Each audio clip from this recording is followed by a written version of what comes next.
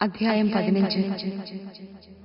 അനന്തരം ജെറുസലേമിൽ നിന്ന് ഫരിസയരും നിയമജ്ഞരും യേശുവിന്റെ അടുത്ത് വന്നു പറഞ്ഞു, നിന്റെ ശിഷ്യന്മാർ പൂർവികരുടെ പാരമ്പര്യം ലംഘിക്കുന്നത് എന്തുകൊണ്ട്? ഭക്ഷണം കഴിക്കുന്നതിന് മുമ്പ് അവർ കൈ കഴുകുന്നില്ലല്ലോ. അവൻ മറുപടി പറഞ്ഞു, നിങ്ങളുടെ പാരമ്പര്യത്തിന്റെ പേരിൽ നിങ്ങൾ ദൈവത്തിന്റെ പ്രമാണമാണ് ലംഘിക്കുന്നത് എന്തുകൊണ്ട്?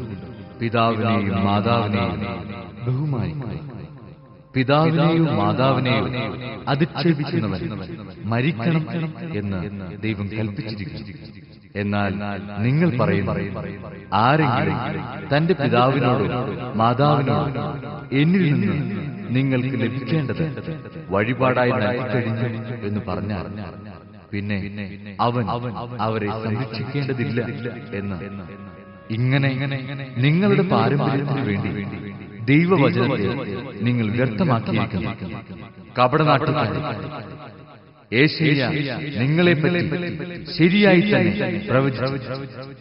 ഈ ജനം അധരം കൊണ്ട് എന്നെ ബഹുമാനിക്കുന്നു, എന്നാൽ അവരുടെ ഹൃദയം എന്നിൽ നിന്ന് വളരെ അകലെയാണ്. അവർ മാനുഷിക നിയമങ്ങൾ പ്രമാണങ്ങളായി പഠിപ്പിച്ചുകൊണ്ട് വ്യർത്ഥമായി എന്നെ ആരാധിക്കുന്നു. അവൻ ജനങ്ങളെ തന്റെ അടുത്ത് വിളിച്ചു പറഞ്ഞു, നിങ്ങൾ കേട്ട് മനസ്സിലാക്കുക. വായിലേക്ക് പ്രവേശിക്കുന്നതല്ല, വായിൽ നിന്ന് വരുന്നതാണ് ഒരുവനെ അശുദ്ധനാക്കുന്നത്.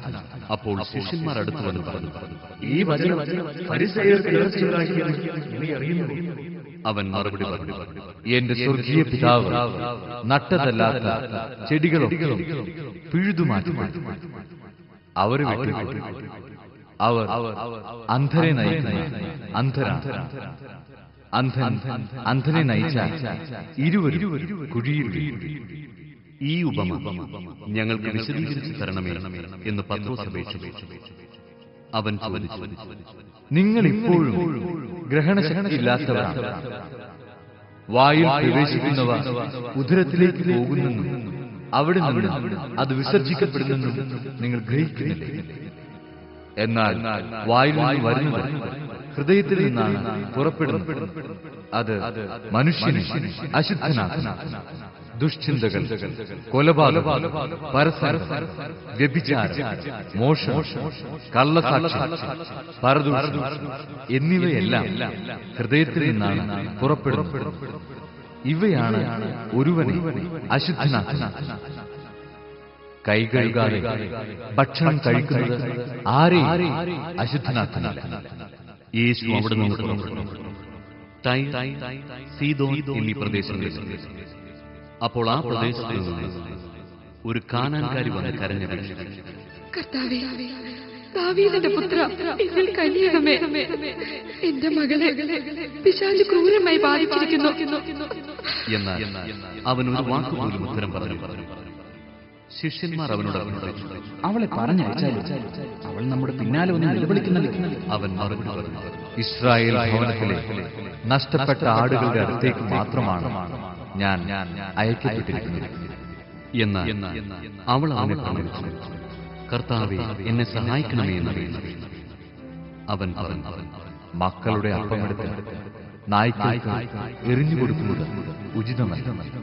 അവൾ അതേ കർത്താവേ, നായ്ക്കളും യജമാനന്മാരുടെ മനുഷ്യയിൽ നിന്ന് വീഴുന്ന അപ്പകഷ്ണങ്ങൾ തിന്നുന്നുണ്ടല്ലോ.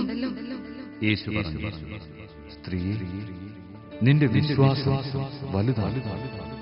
നീ ആഗ്രഹിക്കുന്നത് പോലെ നിനക്ക് ഭവിക്കും. ആ സമയം മുതൽ അവളുടെ പുത്രി സൗഖ്യമുള്ളവളായി.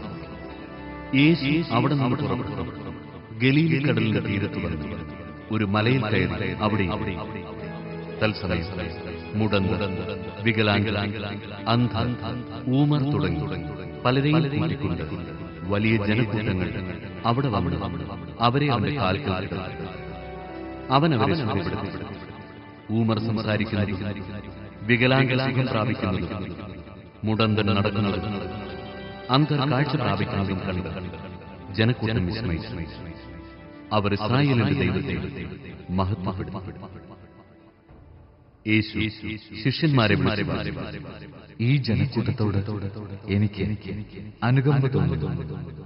3 ദിവസമായി അവർ എന്നോട് കൂടെയാണ്. അവർക്ക് ഭക്ഷിക്കാൻ യാതൊന്നുമില്ല.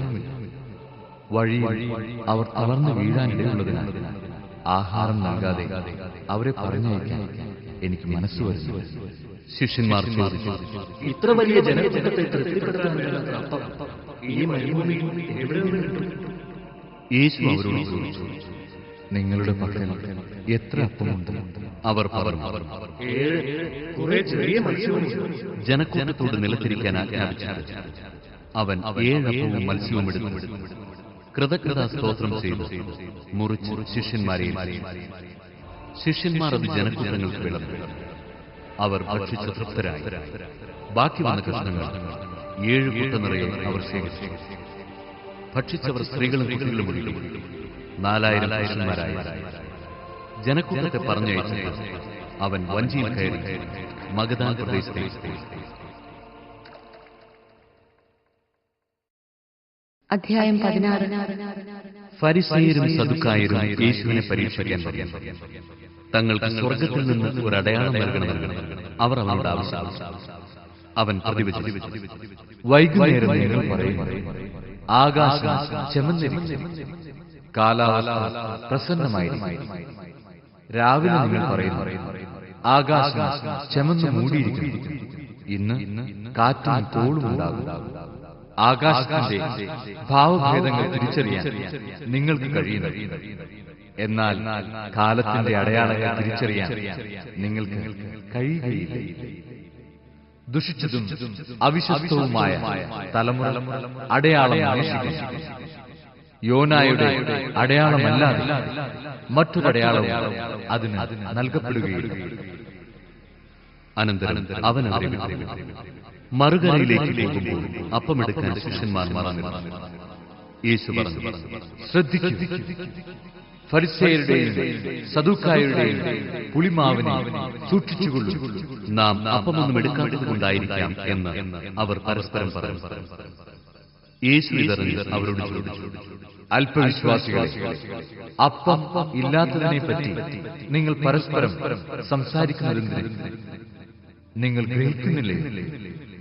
5000 പേരുടെ 5 അപ്പം നിങ്ങൾ ഓർമ്മിക്കുന്നില്ലേ? എത്ര കുട്ട അപ്പക്കഷണങ്ങൾ നിങ്ങൾ ശേഖരിച്ചു? 4000 പേരുടെ 7 അപ്പവും നിങ്ങൾ ഓർമ്മിക്കുന്നില്ല? അന്ന് എത്ര കുട്ടകളാണ് നിങ്ങൾ നിറച്ചത്? ഞാൻ അപ്പത്തെ പറ്റിയല്ല സംസാരിച്ചതെന്ന് നിങ്ങൾ മനസ്സിലാക്കാത്തത് എന്തുകൊണ്ട്? ഫരിസേയരുടെയും സദൂക്കായരുടെയും പുളിമാവിനെ സൂക്ഷിച്ചുകൊള്ളൂ. അപ്പത്തിന്റെ പുളിമാവിനെ പറ്റിയാണ്. ഫരിസേയരുടെയും സദുക്കായരുടെയും പ്രബോധനത്തെ പറ്റിയാണ് സൂക്ഷിച്ചുകൊള്ളാൻ അവൻ അരുളി ചെയ്തതെന്ന് അവർക്ക് അപ്പോൾ മനസ്സിലായി. യേശു കേസറിയ ഫിലിപ്പി പ്രദേശത്തെത്തിയപ്പോൾ ശിഷ്യന്മാരോട് ചോദിച്ചു, മനുഷ്യപുത്രൻ ആരെന്നാണ് ജനങ്ങൾ പറയുന്നത്? അവർ പറഞ്ഞു, ചിലർ സ്നാപക യോഹന്നാൻ എന്നും മറ്റു ചിലർ ഏലിയ എന്നും വേറെ ചിലർ ജെറമിയ അല്ലെങ്കിൽ പ്രവാചകന്മാരിൽ ഒരുവൻ എന്നും പറയുന്നു.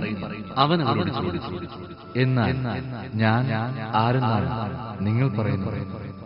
ശിമയോൻ പത്രോസ് പറഞ്ഞു, നീ ജീവനുള്ള ദൈവത്തിന്റെ പുത്രനായ ക്രിസ്തു. യേശു അവനോട് അരുളി ചെയ്തു, യോനായുടെ പുത്രനായ ശിമയോനെ, നീ ഭാഗ്യവാൻ. മാംസരക്തങ്ങളല്ല, സ്വർഗസ്ഥനായ എന്റെ പിതാവാണ് നിനക്ക് ഇത് വെളിപ്പെടുത്തി തന്നത്. ഞാൻ നിന്നോട് പറയുന്നു, നീ പത്രോസ്. ഈ പാറമേൽ എന്റെ സഭ ഞാൻ സ്ഥാപിക്കും. നരക കവാടങ്ങൾ അതിനെതിരെ പ്രബലപ്പെടുകയില്ല. സ്വർഗരാജ്യത്തിന്റെ താക്കോലുകൾ നിനക്ക് ഞാൻ തരാം. നീ ഭൂമിയിൽ കെട്ടുന്നതെല്ലാം സ്വർഗത്തിൽ കെട്ടപ്പെട്ടിരിക്കും. നീ ഭൂമിയിൽ അഴിക്കുന്നതെല്ലാം സ്വർഗത്തിൽ അഴിക്കപ്പെട്ടിരിക്കും. അനന്തരം അവൻ താൻ ക്രിസ്തുവാണെന്ന് ആരോടും പറയരുത് ശിഷ്യന്മാരോട് പറഞ്ഞു. അപ്പോൾ മുതൽ യേശു തനിക്ക് ജെറുസലേമിലേക്ക് പോകേണ്ടിയിരിക്കുന്നുവെന്നും ശ്രേഷ്ഠന്മാരിൽ നിന്നും പ്രധാന പുരോഹിതന്മാരിൽ നിന്നും നിയമജ്ഞരിൽ നിന്നും വളരെയേറെ സഹിക്കേണ്ടി വരുമെന്നും താൻ വധിക്കപ്പെടുമെന്നും എന്നാൽ 3-ാം ദിവസം ഉയർപ്പിക്കപ്പെടുമെന്നും ശിഷ്യന്മാരെ അറിയിച്ചു. പത്രോസ് അവനെ മാറ്റി തടസ്സം പറയാൻ ദൈവം കഴിയട്ടെ. കർത്താവേ, ഇതൊരിക്കലും നിനക്ക് സംഭവിക്കാതിരിക്കട്ടെ. യേശു തിരിഞ്ഞ് പത്രോസിനോട് പറഞ്ഞു, സാത്താനേ, എന്റെ മുമ്പിൽ നിന്ന് പോകും. നീ എനിക്ക് പ്രതിബന്ധമാണ്. നിന്റെ ചിന്ത ദൈവീകമല്ല, മാനുഷികമാണ്. യേശു ശിഷ്യന്മാരുടെ അരുളിച്ചെയ്തു, ആരെങ്കിലും എന്നെ അനുഗമിക്കാൻ ആഗ്രഹിക്കുന്നെങ്കിൽ അവൻ തന്നെ തന്നെ പരിത്യജിച്ച് തന്റെ കുരിശുമെടുത്ത് എന്നെ അനുഗമിക്കണം. സ്വന്തം ജീവൻ രക്ഷിക്കുവാൻ ആഗ്രഹിക്കുന്ന അത് നഷ്ടപ്പെടുത്തും. എന്നാൽ ആരെങ്കിലും എനിക്ക് വേണ്ടി സ്വജീവൻ നഷ്ടപ്പെടുത്തിയാൽ അവൻ അത് കണ്ടെത്തും. ഒരുവൻ ലോകം മുഴുവൻ നേടിയാൽ സ്വന്തം ആത്മാവിനെ നഷ്ടപ്പെടുത്തിയാൽ അവന് എന്തു പ്രയോജനം? ഒരുവൻ സ്വന്തം ആത്മാവിന് പകരമായി എന്തു കൊടുത്തു? മനുഷ്യപുത്രൻ സ്വപിതാവിന്റെ മഹത്വത്തിൽ തന്റെ ദൂതന്മാരോട് വരാനിരിക്കുന്നു. അപ്പോൾ അവൻ ഓരോരുത്തർക്കും താന്താങ്ങളുടെ പ്രവൃത്തിക്കനുസരിച്ച് പ്രതിഫലം നൽകും. മനുഷ്യപുത്രൻ തന്റെ രാജ്യത്തിൽ വരുന്നത് ദർശിക്കുന്നതിന് മുമ്പ് ഇവിടെ നിൽക്കുന്നവരിൽ ചിലർ മരിക്കുകയില്ലെന്ന് സത്യമായി ഞാൻ നിങ്ങളോട് പറയുന്നു.